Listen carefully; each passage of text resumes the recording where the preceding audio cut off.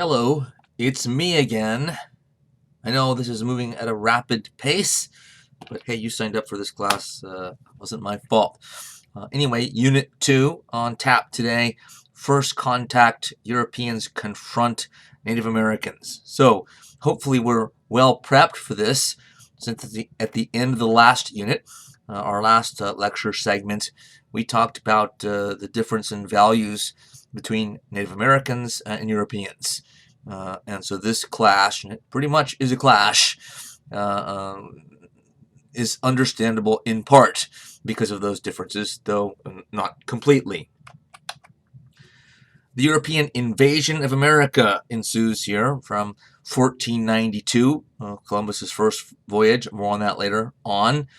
And one of the things that is clear to us from the beginning, wasn't as clear to them at the time, was more like confusion, but was that both of these people's cultures were going to misunderstand each other and miscommunicate big time, and over a long period of time. And again, our preparation last time should help us to understand this. I think it's fair to say, and I've thought about this quite a bit, that you'd be hard-pressed to find any two groups of people that in world history that meet up for the first time that had greater differences in values and beliefs and their way of life. So these two groups were bound to misunderstand each other. When I say miscommunication here, it's not really the language barrier. The language problem is solved quickly. I mean, of course, there sometimes is one. When Europeans first come to the Americas, it'll eventually be the English and the Dutch and the French we get to as well, but now it's the Spanish. But it's mainly cultural miscommunication and, of course, cultural misunderstanding. Francis Jennings, one of the great experts on Native American history, said the conquerors of America glorified the devastation they wrought in visions of righteousness, and their descendants have been reluctant to peer through the aura. What Jennings is saying there is that Americans have been reluctant for far too long to criticize America, going back to this destruction of Native American cultures and societies. And it was destruction not just in the early decades in the first century, but kind of throughout American history. So this is goes with what he says, which is quoted at the top, that this was an invasion of America. We tend to think of it as or learn about it as a discovery. The Europeans, or Columbus discovered America, though he didn't really. But I think both points of view are apt. From each side's perspective, it seemed like one or the other. So though we know now that the Vikings had gotten to North America long before Columbus, they didn't leave a trace, and they didn't exactly phone or email everybody telling them they'd been there.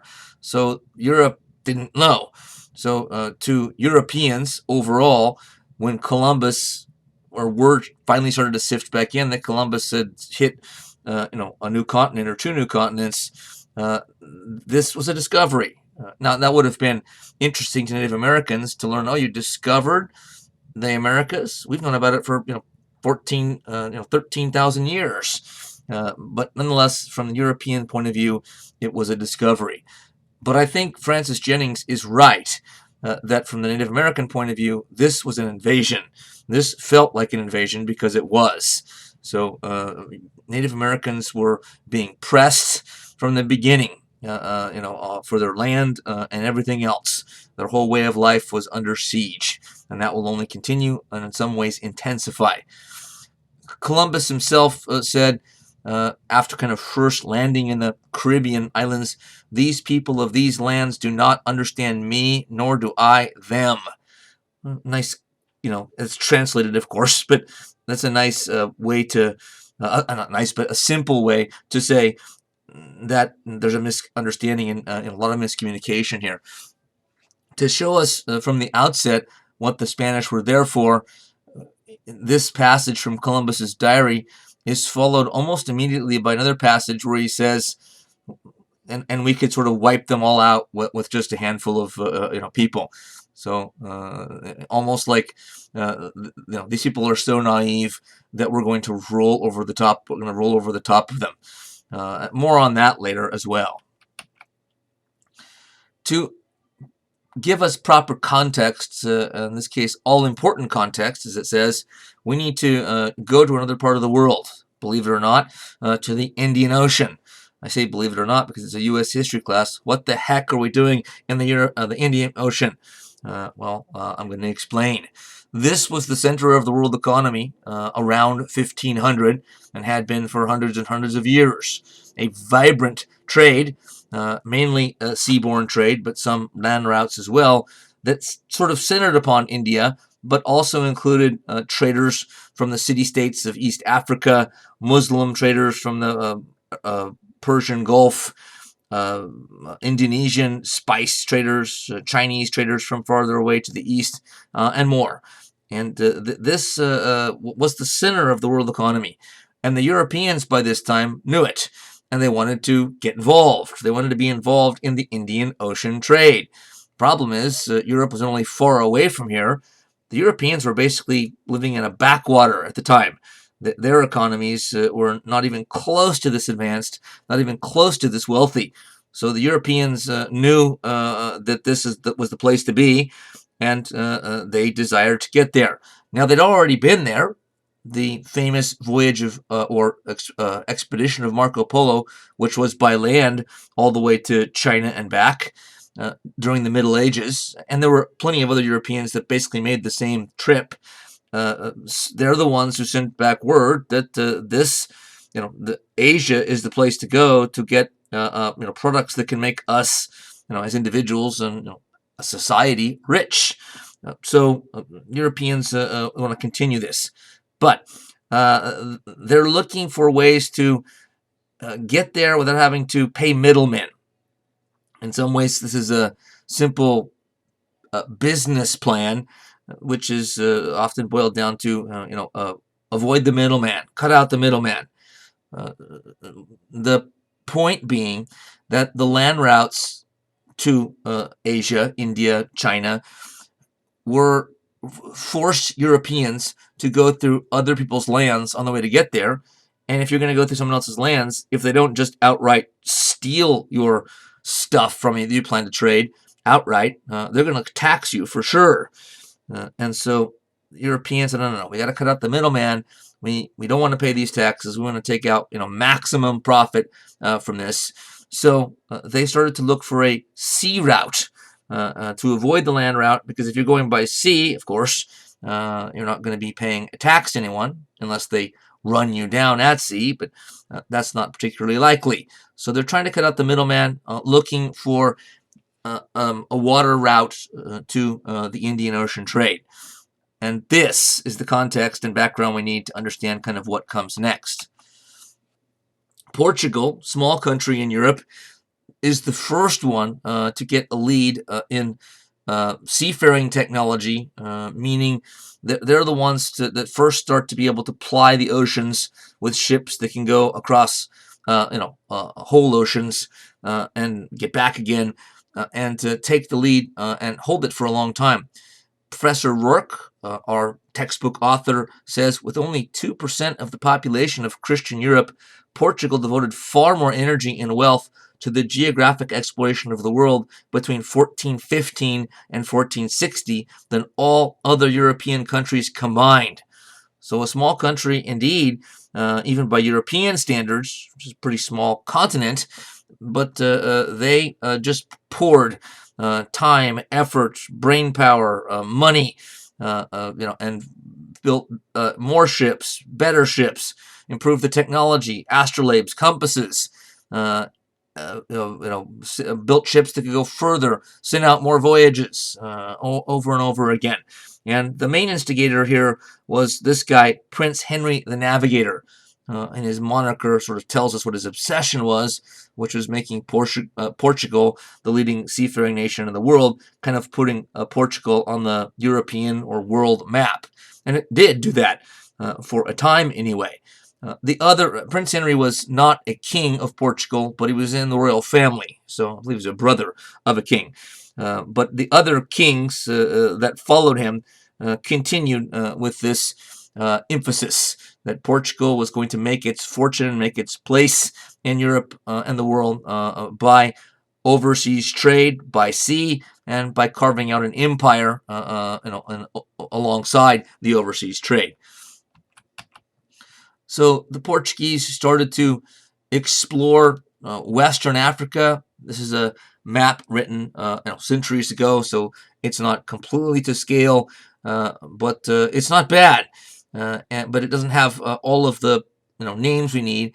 But Spain and Portugal both are on what's called the Iberian Peninsula.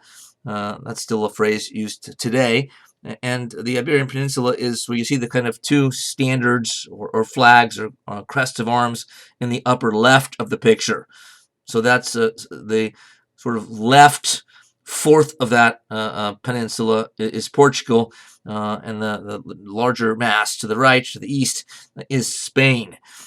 So Portugal, to understand why it was Portugal that got a lead in seafaring technology and exploration of the oceans, and eventually a route to the Indian Ocean, the simplest explanation, though it's not the only one, but I think the best one and simplest, is that they're already the closest.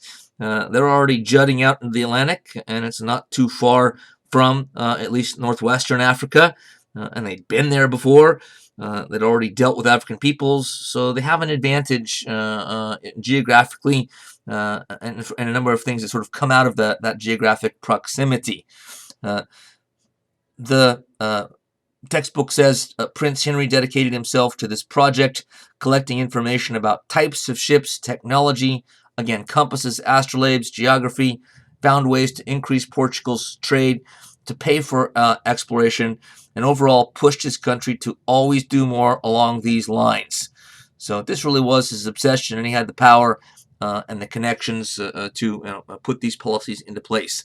By 1480, the goal was clearly not just explore in general, not just in general, improve the size of our, naval capacity, exploration capacity, but to find a sea route to Asia, which means the Indian Ocean and Indian Ocean trade.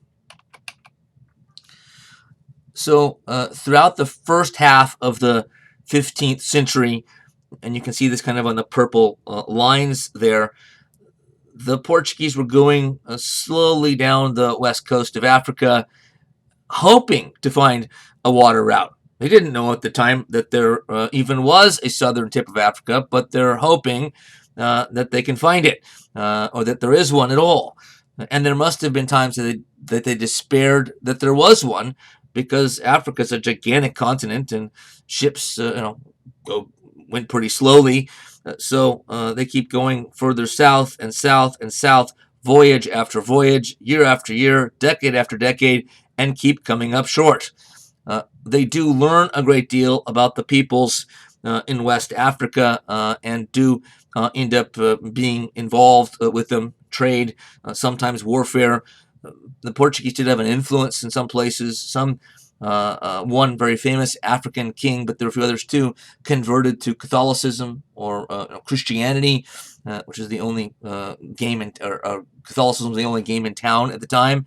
And the Portuguese were there to some degree to, early on, they were there to gather intel, sort of acquire knowledge about these places and peoples, partly because they were curious, but more of it was, intelligence to be used to manipulate things to their advantage on the next voyage or next series of voyages.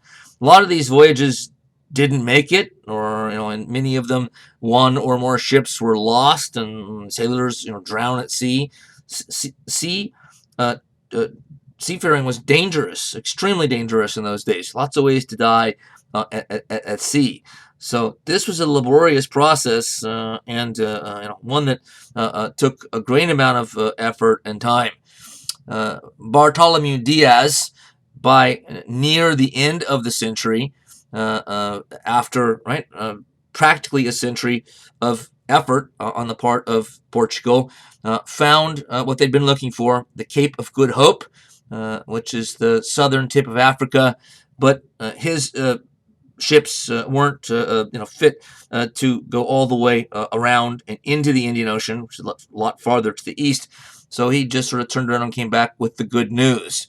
And it was indeed good news from the Portuguese perspective, but it took another 10 years until this guy, both of these are famous voyages, Vasco de Gama reached India in 1498. So he went around the Cape of Africa and then all the way in to the Indian Ocean. So the Portuguese are the first Europeans to kind of muscle their way into the Indian Ocean, and muscle they did. The textbooks, or the not textbooks so much, history books writing about European empire during this period of European exploration, they use the phrase, as it says at the bottom, armed trade. And they really were, in a sense, doing armed trade. Uh, it's kind of a funny term if you think about it. So, why would you trade armed? Isn't that just called sort of like robbery? In a sense, but there's a reason, not the only reason, but an important one that'll help us understand some of the other things later in the lecture. The Portuguese, as well as the Europeans as a whole, they didn't have nearly as many products, just sort of by chance, that Asians wanted, as the other way around, whereby Europeans loved all kinds of goods that Marco Polo and others had brought back in the Middle Ages from Asia. Chinese silk, Indian calicos, cotton fabrics, Indonesian spices, etc. Europeans loved those things. So there was a trade imbalance, meaning there's much more demand on one side than the other. So I'm not saying the armed trade makes sense morally, certainly doesn't, but from an economic or strategic point of view, you could sort of see why the Portuguese are going in armed, like pointing guns. Hey, you want to trade with us, don't you? We thought so. Because they don't have that much. I'm not saying they have nothing, but they don't have that much that people in Asia want. Let's, as a graphic example, let's take the English. Around 1500, we're around 1500 here. What was the number one English export? And this was true for a long time thereafter. Wool from sheep. Well, let's take India. Why do people in India need wool? The answer is they don't, well, at least not much of it, because number one, it's hot, and wool tends to be thick, and for colder weather, and to make it worse, for the Europeans or the English, in this case, the Indian people are already, the Indian society is already the world's leader in cotton textiles. And cotton is the perfect fabric for a hot climate, like most of India is. So the Portuguese had some of the same problems, but wool ends up, I think, being sort of the best example of this, because it's just so obvious when you think about it. They're not going to be able to sell much of that in that part of the world. So more on this to come. As part of the Portuguese sort of long-term process of developing this trade and ability to go far and wide with ships and being the leading seafaring nation in Europe at the time, if not the world, one of the things that they learned is referred to now as the Volta do Mar, or was then as the Volta do Mar, that translated specifically means turn of the sea. And they, among other things, it says here, figured out the trade winds and also the current patterns in the Atlantic, a lot of it through trial and error. And this is a major step in the history of world navigation. And it became true. They didn't learn this until a little bit later, after their empire was already established through armed trade, but it allowed them to get to and fro faster. It became clear in time that it was faster for ships to go all the way from Lisbon, capital of Portugal, all the way across the Atlantic to the eastern part of what's now South America, though they didn't know that's where they were at the time, and then sort of go back across, sort of in a southeast pattern, back across the Atlantic to the tip of Africa. So it's kind of like you're making an angle, you're sort of triangulating your way down instead of hugging the coastline, and that ended up being faster. It's clearly a much longer distance in miles, but again, because of the wind patterns that they'd figured out, it was faster to do it that way. But that wasn't known during the voyages like Diaz's and others. By the way, some of the voyages were total losses, and I wanted to say something else here. I forgot. Why did it take them 10 years from Diaz's discovery of the African Cape, that there was a route into the Indian Ocean, to De Gama actually going around that southern tip of Africa and getting into the Indian Ocean? Why did they wait 10 years? Is this such a big deal to them? Well, it shows how difficult all of this was. You didn't just like say, hey, let's start an expedition to Asia tomorrow. Okay, who wants to go?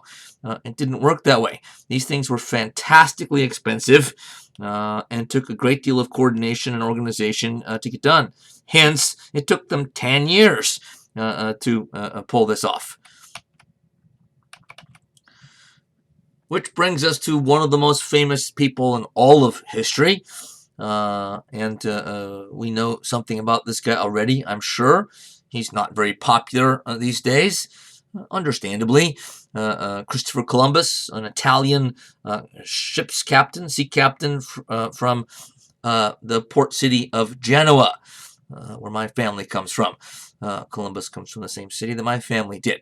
But Columbus, of course, today is controversial because as the person whose first voyage, 1492, he did 4 voyages, but his first voyage is the one that started the process of European colonization of the New World. Native Americans and their allies today, activists, don't understand why we have a Columbus holiday. And I get it. They have a point. They're saying, why are we honoring a guy with a holiday who is responsible, at least for the beginning, of what ended up being, in some scholars' minds, genocide? That's a fair enough word. There are some that quibble with it, but nobody denies that what Columbus and the Spanish set in motion in the New World, North and South America, led to the devastation of Native American cultures and societies, dying by the millions in time. Now, that's not Columbus, of course, couldn't have foreseen that this is going to just utterly destroy native societies. There's going to be in the millions of people that died, and he's only one person that contributed to it, but an important one.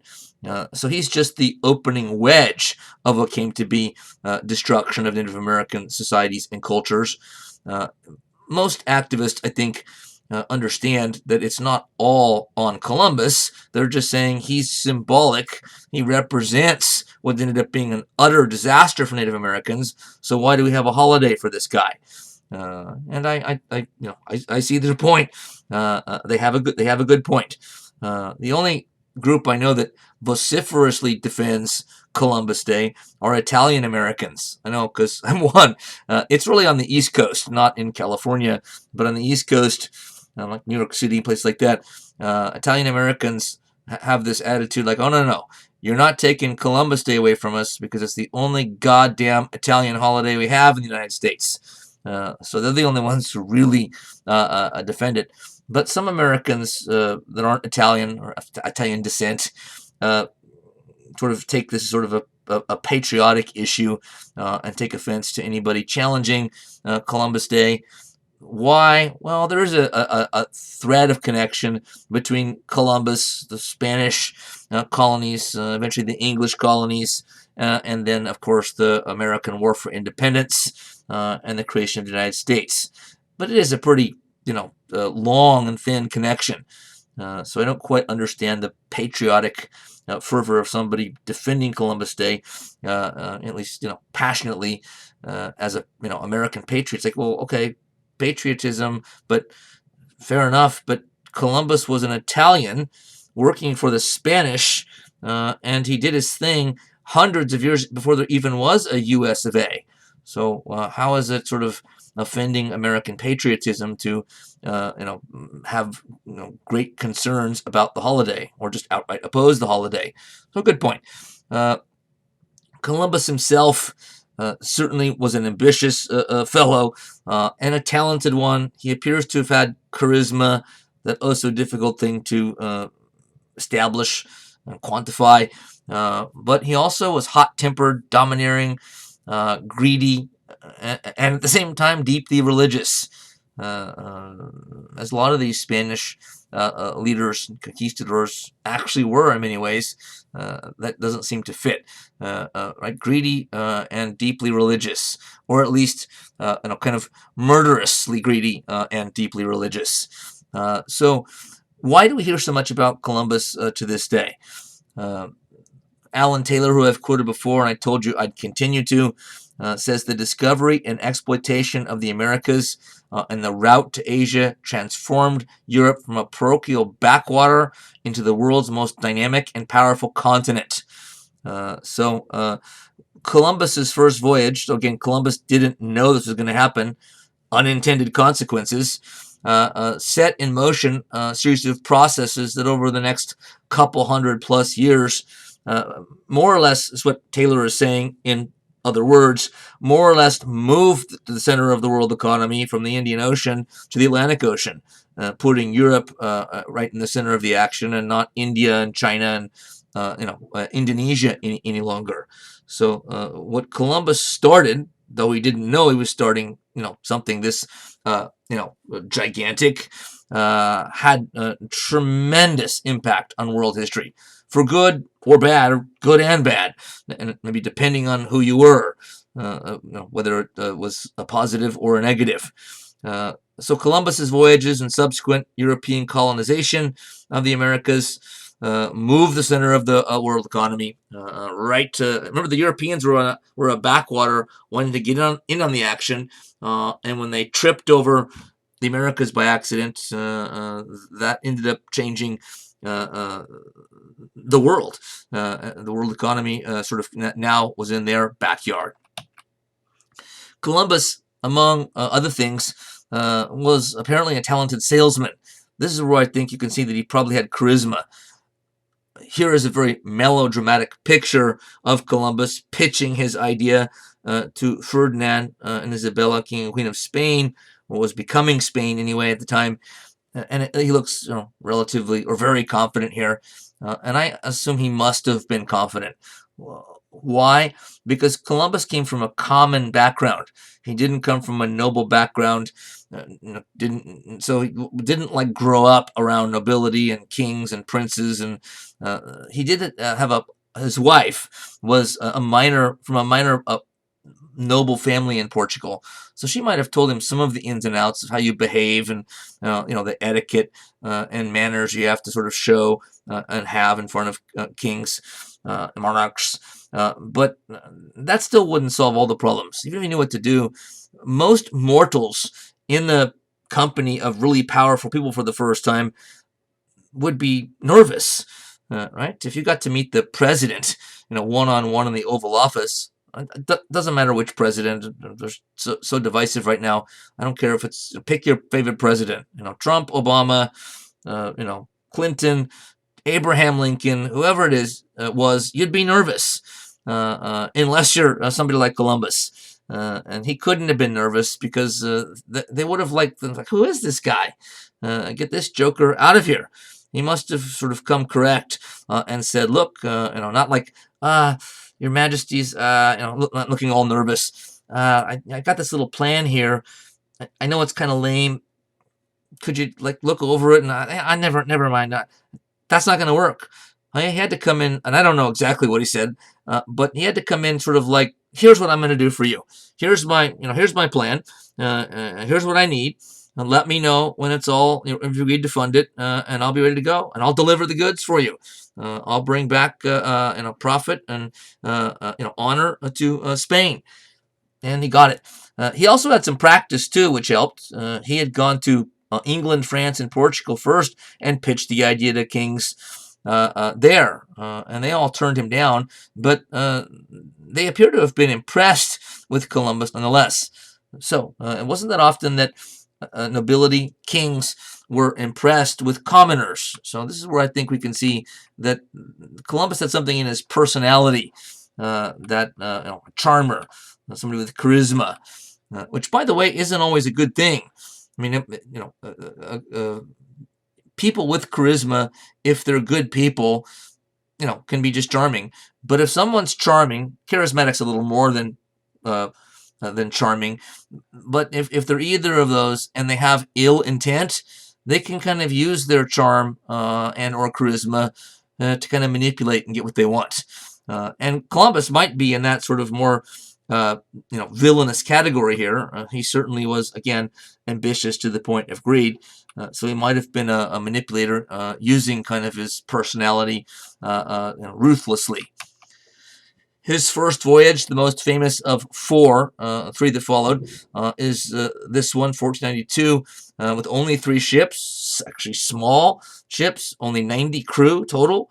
And they first hit the Bahamas after several weeks at sea on October 12th, 1492, and then other islands, from there.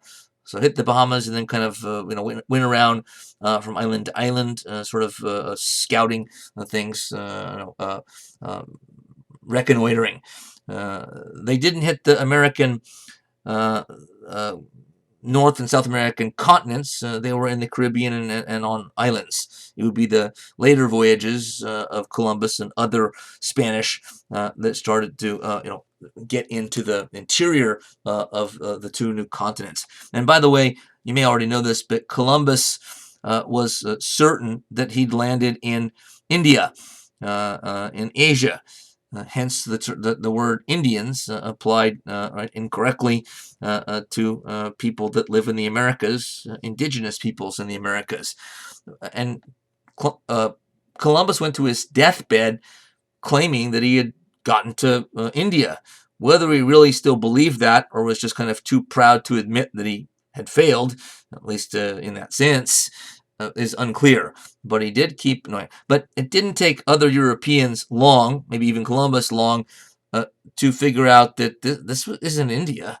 This is a new place. We've never seen this before. This is a huge new landmass that nobody seems to know is there, except for Native Americans, of course. They knew all about it. But Columbus, by the way, was lucky that he tripped over the Americas, because he had pitched the idea to the Spanish monarchy, assuming they just go straight across the Pacific all the way to Asia, and European ships weren't big enough to be able to store enough food and water to go as far as Asia is. Columbus didn't believe that, or sort of fudged the numbers to sell the project to the king and queen. But the truth is that had he not accidentally ran into 2 new continents, or the islands off of them, he and all of his crew would have died at sea. They were running out of water and food. And so let's say there was no North and South America. That's a long way to go from Europe, due west until you hit Asia. So they would have all died, and we wouldn't know Columbus's name today.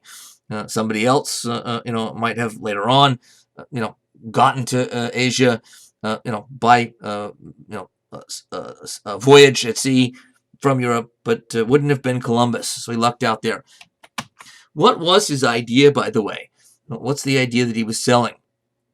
Well, Columbus, contrary to some popular belief, wasn't the first to figure out or claim that the Earth was round. All educated people in Europe knew that by this time. But what he's doing is saying, in this sales pitch, apparently, since the Earth is round, it follows that you should be able to go either way, either east, as the Portuguese were doing, or to the west.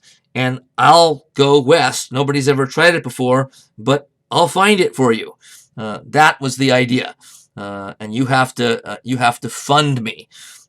So you've got a GoFundMe account. No, they didn't. The king and queen themselves didn't fund the whole thing. There were some other private investors too, but they funded a big chunk of it. Partly because it wasn't going to be too much of a loss. It was expensive, but not that expensive.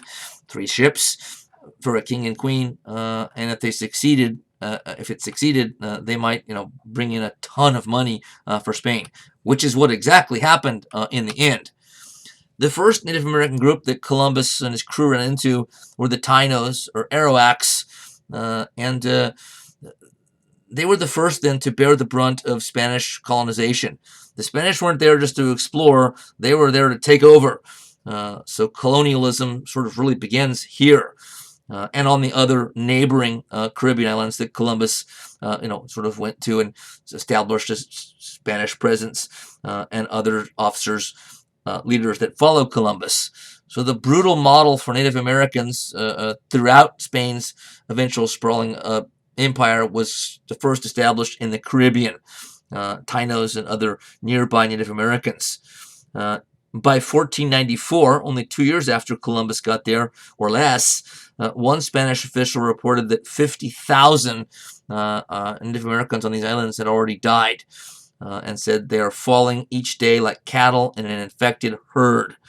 Most of the Indians died of disease, and this would continue to be true, but compounded by, as Professor Taylor says, callous exploitation from forced labor on colonial mines, silver and gold mines, ranches, and plantations, where they suffered a brutal work regimen. They faced raids on villages that resisted. Dislocated, traumatized, overworked, and underfed, they proved especially vulnerable to disease. So there's no doubt the Spanish were incredibly cruel in the way they dealt with not just the Tainos, but all Native Americans in the Americas, at least the ones that they came across, and used them as virtually slave labor. So this became known as the Black Legend. The other Europeans loved piling on the Spanish because they were all rivals, and pointing the blaming finger at them, saying, "Look how cruel and terrible they are to these other poor peoples." But truth be told, the other Europeans end up doing the same thing when they start to lay down colonies in the Americas as well. But this is sort of the first sign of things to come. The incredible cruelty and suffering of Native peoples. And it is true that most Native Americans died of diseases brought over by Europeans, which was unintentional, though also welcome to Europeans.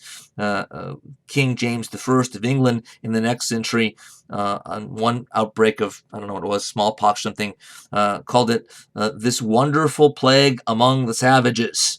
So Europeans didn't know they were bringing the diseases, or didn't know how they were being transported, what the cause of the diseases were. With the state of medical knowledge in those days, they weren't even close.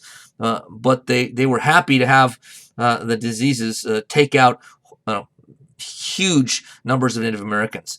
And the reason, you probably already know, is that the Europeans brought their cattle with them, their livestock, their domesticated animals, which we talked about before.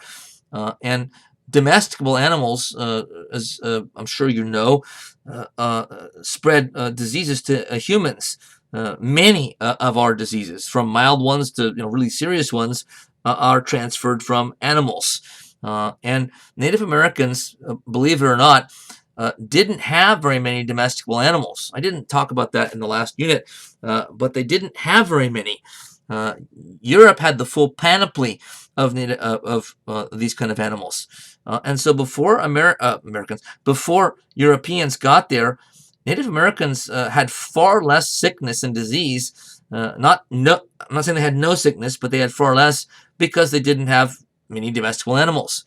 But that changed when the Europeans got there and brought theirs with them. And Europeans still died sometimes from diseases coming from these animals, like smallpox, probably the most serious one. Smallpox is a hideous disease. It's basically been eradicated now because we have a vaccine, but it did damage. So an English or Spanish village of settlers there, in an outbreak of smallpox, they might die in sort of 1/3 of the town dies. But this is always the way it worked. If you went to the closest Native American settlement to them, about 90 to 99% died of that same outbreak. And the reason is simple. That Native Americans had no tolerance or resistance built up, no immunity whatsoever, because they'd never been exposed to these diseases. Europeans still die. A third of your town dying is still a lot, but because they had some immunity, they didn't die in as large numbers.